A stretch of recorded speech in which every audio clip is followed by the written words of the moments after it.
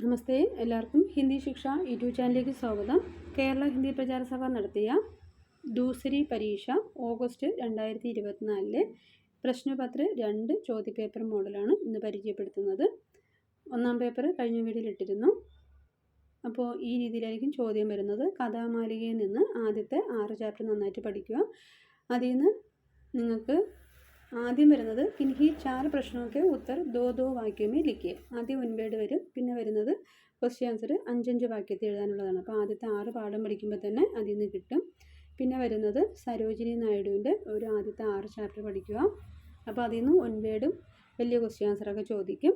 അപ്പോൾ ഈ ഒരു ക്വസ്റ്റ്യൻ പേപ്പർ എല്ലാവരും സ്ക്രീൻഷോട്ട് എടുത്ത് കോപ്പി എടുത്ത് പ്രാക്ടീസ് ചെയ്ത് പഠിക്കുക. അപ്പോൾ അത് പഠിക്കുന്നതിലൂടെ നിങ്ങൾക്ക് 70 മാർക്കിൽ കൂടുതൽ കിട്ടും. അപ്പോൾ എല്ലാ പാഠം കവർ ചെയ്താലും ഫുൾ മാർക്ക് കിട്ടുള്ളൂ. അപ്പോൾ ഒരു മോഡലാണ് ഇവിടെ കൊടുത്തിരിക്കുന്നത്. അപ്പോൾ പ്രഥമയൊക്കെ പരീക്ഷ ജയിച്ച കുട്ടികൾ അടുത്ത ദൂസരി കോഴ്സിന് പങ്കെടുത്താണ് അല്ലേ. അപ്പോൾ അവർക്ക് വേണ്ടി പരിചയപ്പെടുത്തുന്നതാണ്. അപ്പോൾ ഈ ഒരു വീഡിയോ എല്ലാവർക്കും ഉപകാരപ്രദമാകും എന്ന് കരുതുന്നു. അപ്പോൾ നമ്മുടെ ദൂസരി കോഴ്സ് ഓൺലൈനായിട്ട് ചെയ്യാൻ താല്പര്യമുള്ള കുട്ടികൾക്ക് ഓൺലൈനായിട്ട് ക്ലാസ് കൊടുക്കുന്നതാണ്. എല്ലാ ജില്ലയിലെ കുട്ടികൾക്കും പങ്കെടുക്കാം. നിങ്ങളുടെ തൊട്ടടുത്തുള്ള സ്കൂളായിരിക്കും നിങ്ങൾക്ക് സെൻറ്ററായിട്ട് കിട്ടുന്നത്.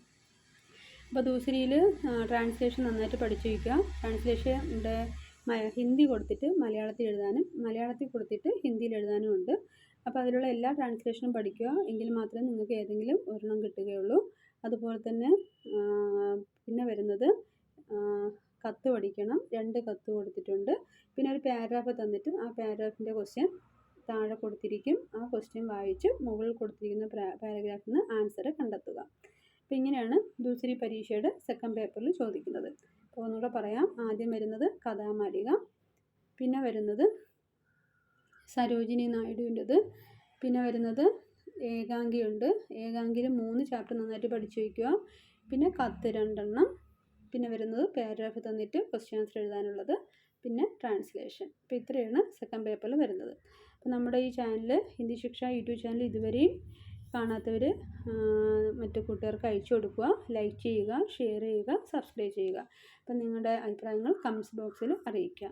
മറ്റൊരു വീഡിയോയുമായി വരുന്നവരെ എല്ലാവർക്കും നമസ്തേ.